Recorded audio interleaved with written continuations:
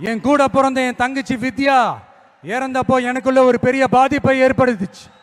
அதுல கொஞ்சம் கூட குறையாத பாதிப்பையும் வேதனையும் ஏற்படுத்தினது தான் தங்கச்சி அனிதாவோட மரணம். அதுலயும் தகுதி இருந்தும் தடையா இருக்கே இந்த நீட்டு. அப்போ ஒரு முடிவு பண்ணங்க, வாய் நிறைய விஜயண்ணா விஜயண்ணான்னு நம்மளை மனசார கூப்பிடுற இந்த பெண் பிள்ளைங்களோட கல்வி வாழ்க்கைன்னு எல்லாத்துலயும் ஒரு நிரந்தர பாதுகாப்பு ஏற்படுத்தணும்னு. இனிமே கவலைப்படாதீங்க, உங்க மகன், உங்க அண்ணன், உங்க தம்பி, உங்க தோழன், உங்க விஜய் களத்துக்கு வந்துட்டான். ஒவ்வொரு வீட்டில் இருக்கிற ஒரு மகனா, அண்ணனா, தம்பியா, தோழனா, உங்கள ஒருத்தனா, உறவா, நட்பா, என்னை பார்க்கிற குட்டீஸ்ல இருந்து பாட்டிஸ் வரைக்கும் எல்லாருக்குமான ஆளா தான் இருப்பேன். எப்பவுமே அப்படிதான் இருப்பேன். சரிப்பா, உன்னோட அரசியல் குறிக்கோள் தான் என்ன அப்படி கேட்டா அதுக்கு ஒரே ஒரு பதில் தான், எல்லாருக்கும் எல்லாமும் கிடைக்கணும். வாழ்றதுக்கு வீடு, வயிற்றுக்கு சோறு, வருமானத்துக்கு வேலை, இதுதான் எங்களோட அடிப்படை அஜெண்டா. இந்த மூணுத்துக்கும் உத்தரவாதம் கொடுக்க முடியாத கவர்மெண்ட் இருந்தா என்ன போனா என்ன? அப்புறம் இங்க சில பேரு, தம்பி உனக்கெல்லாம் என்ன தெரியும், நீ எல்லாம் எப்படி தாக்கு பிடிப்ப, இந்த அரசியல் பெரிய அகழியாச்சு, அதுல தண்ணிக்குள்ள முழுகிட்டோம், தலையை தூக்கிக்கிட்டோம், வாயை பொழந்துக்கிட்டோம், இந்த ராட்சச முதலைகள்லாம் ரகம் ரகமா இருக்குமே, இவங்களெல்லாம் தாண்டி நீ எப்படி கோட்டைக்குள்ள போவ, உன்னால முடியுமான்னு கேள்வி மேல கேள்வி, கேள்வி மேல கேள்வி. இந்த கேள்விகளுக்கெல்லாம் நம்ம ஸ்டைல்ல ஒரு குட்டி கதை ஒன்று சொல்லாமா? ஆனா இது ஆடியோ லான்ச் ஃபங்க்ஷன்ல சொல்ற மாதிரி இந்த மோட்டிவேஷனல் கதைலாம் கிடையாது.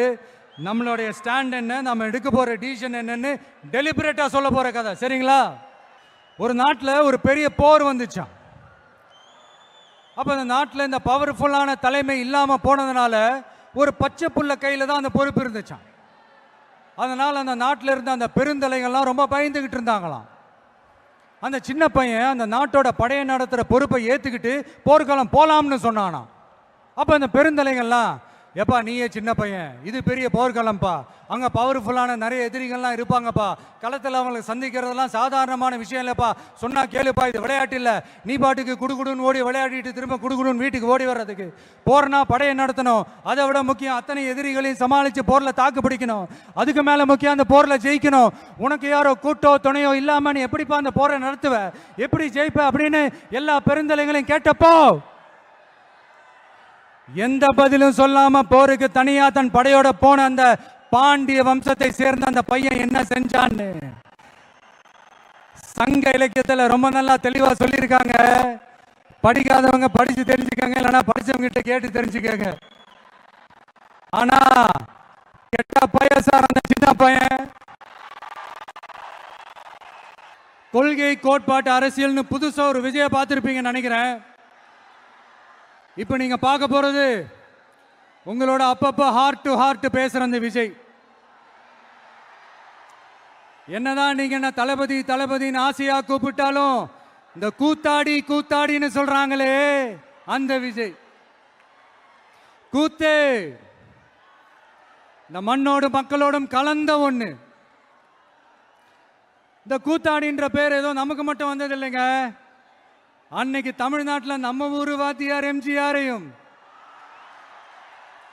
ஆந்திராவில் அவங்க ஊரு வாத்தியார் என்டிஆரையும், அவங்க கட்சி ஆரம்பிச்சப்பவே இதே மாதிரி தான் கூத்தாடி கூத்தாடின்னு தான் கூப்பாடு போட்டாங்க.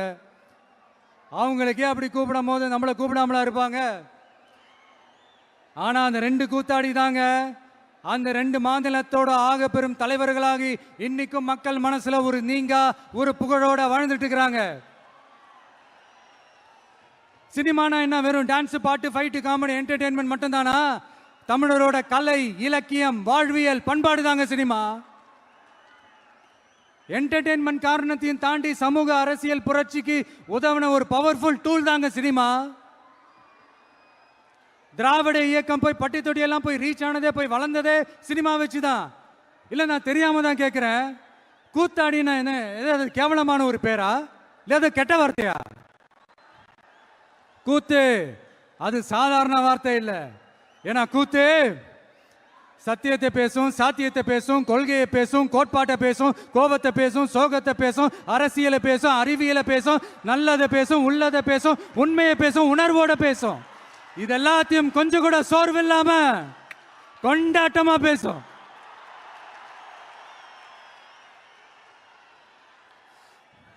கூத்து ஒரு கொண்டாட்டம்னா கூத்தாடி அந்த கொண்டாட்டத்தோட குறியீடு. கூத்தாடி உள்ள இருக்கிற அந்த கோபத்தையும் சோகத்தையும் யாராலையும் தெரிஞ்சுக்க முடியாது, புரிஞ்சுக்க முடியாது. அவனுக்குள்ள இருக்கிற அந்த கோபம் கொப்பளிச்சதுன்னா யாராலையும் அவனை கண்ட்ரோல் பண்ணவும் முடியாது. அவன் நினைச்சதை செஞ்சு முடிக்கிற வரைக்கும் நெருப்பு மாதிரிதான் இருப்பான். அதனாலதான் குறியீடா மாறின கூத்தாடியை பார்த்தா மக்கள் கூட்டம் கைத்தட்டும், கண்கலங்கும்.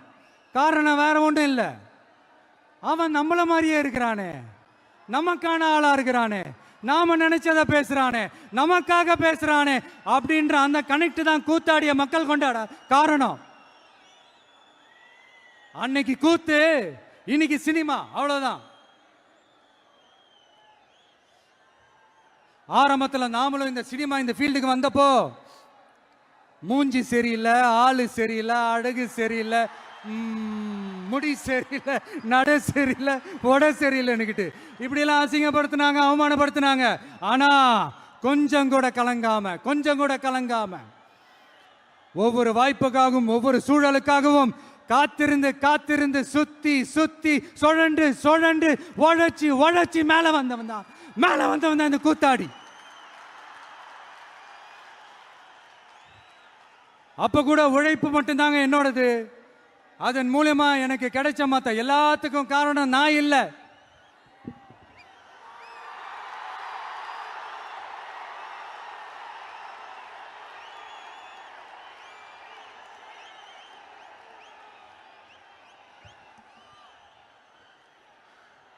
ஒவ்வொரு கட்டத்திலையும் ஒவ்வொரு மனுஷனுக்கு ஒரு டிரான்ஸ்ஃபர்மேஷன் ஒன்று வரும் பாருங்க.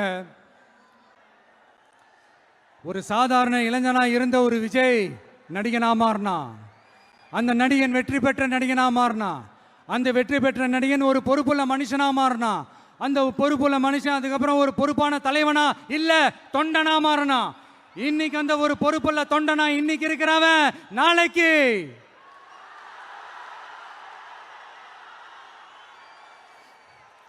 அத நான் சொல்ல தேவையில்லைன்னு நினைக்கிறேன்.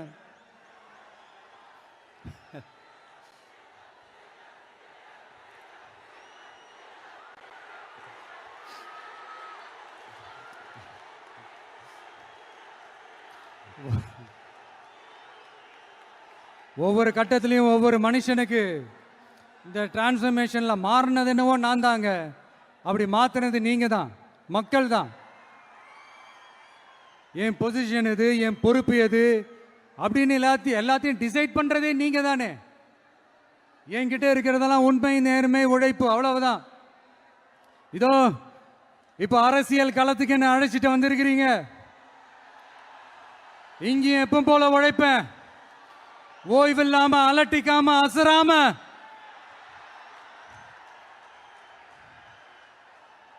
அதுக்கான ரிசல்ட் எல்லாமே உங்க ஒவ்வொருத்தரோட கை விரல்லையும் இருக்கும் போது எனக்கு என்னங்க கவலை.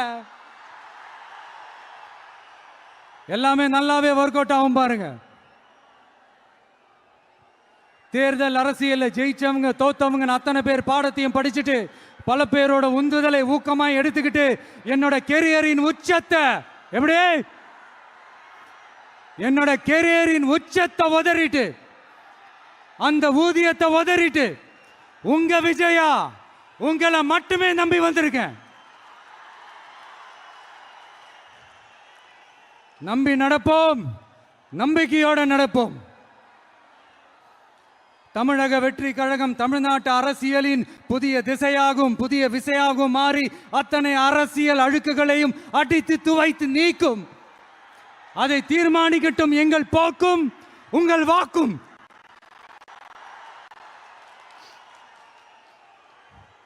தமிழ்நாட்டின் வெற்றிக்காக புதியதோ ஒரு விதி ஒன்றை புதுமையாய் நாம் செய்வோம். நீங்க தான் எனக்கு எல்லாமே. அதை எப்பவுமே மனசுல வச்சுக்கிட்டு எந்த வேலையும் செய்யுங்க. மாநாடு முடிஞ்ச திரும்ப ஊருக்கு போறப்போ எல்லாருமா பார்த்து பத்திரமா பாதுகாப்பா போயிட்டு வாங்க. அடுத்தடுத்த களங்களையும் அடுத்தடுத்த நிகழ்வுகளையும் சந்திப்போம். ஒரே நிமிஷம்.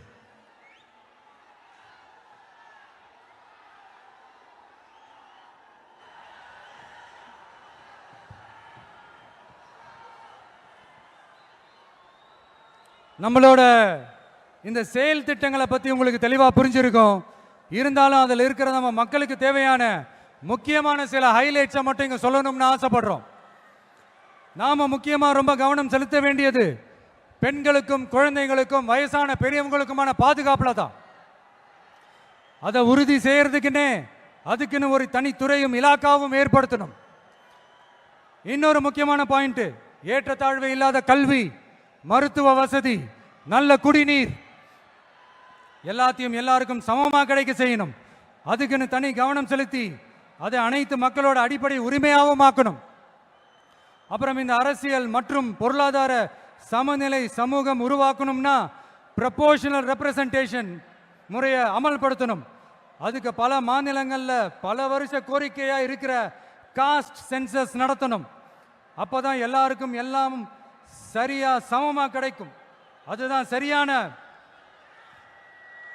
சமூக நீதிக்கான அணுகுமுறையாகவும் இருக்கும்.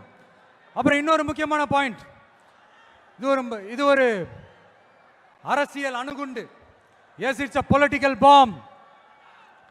மக்களா நாம இனிமே களத்தில் தொடர்ந்து நிற்க போறோம். அது மட்டும் இல்லாம தமிழ்நாட்டில் இருக்கிற ஒரு வீடு கூட விடாம ஒவ்வொரு வீட்லையும் உண்மையா உயிரா உணர்வா உறவா நாம இருக்கோம். அதனால அவங்களோட ஆசீர்வாதத்தாலையும் அமோக ஆதரவாலையும் நம்மள சிங்கிள் மெஜாரிட்டியோட ஜெயிக்க வைப்பாங்கன்ற அசைக்க முடியாத நம்பிக்கை, ஆழமான நம்பிக்கை நமக்கு 100% இருக்கு. இருந்தாலும் அப்படி நாம் அந்த நிலையை நிறைவா அடைஞ்சாலும் நம்ம செயல்பாட்டை நம்பி நம்மளோட சில பேர் வரலாம் இல்லையா? அதுக்கான அரசியல் சூழல் உருவாகலாம் இல்லையா? அப்படி வர்றவங்களையும் நாம அன்போட அரவணைக்கணும் இல்லையா? நமக்கு எப்பவுமே நம்மளை நம்பி வர்றவங்கள அரவணைச்சுத்தானே பழக்கம். அதனால நம்மளை நம்பி நம்மளோட களம் காண வர்றவங்களுக்கும் ஆட்சி அதிகாரத்தில் பங்களிப்பு தந்து அதிகார பகிர்வு செய்யப்படும். 2026ஆம் ஆண்டு ஒரு புதிய அரசியல் களத்தின் புத்தாண்டு.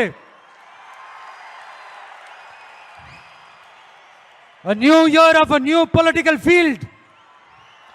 கான்ஃபிடென்ட்டா இருங்க, நல்லதே நடக்கும், வெற்றி நிச்சயம். என்னடா இந்த விஜய் யாரு பேரையும் நேரடியாவே சொல்ல மாட்டேன்றான், யாரு பேரையும் அழுத்தமாவே சொல்லவே மாட்டேன்றான், இவனுக்கு என்ன பயமா? அப்படி இப்படின்ட்டு ஒரு சில இந்த அரசியல் விஞ்ஞானிகள், இந்த நக்கல் நையாண்டிகள் இதெல்லாம் நடக்கும் இல்லையா? அவங்க எல்லாருக்குமே நான் சொல்லிக்கிறது என்னன்னா, இங்க சில பேரோட பேர்லாம் சொல்லாம விட்டதுக்கு காரணம் சொல்ல முடியாம அப்படின்றதெல்லாம் கிடையாது, சொல்ல தில் இல்லாம அப்படின்றதெல்லாம் கிடையாது. அதுக்கெல்லாம் ஒரே ஒரு காரணம் தான், இங்க யாரு பேரையும் சொல்லி தாக்கிறதுக்கெல்லாம் நாங்க இங்க வரல.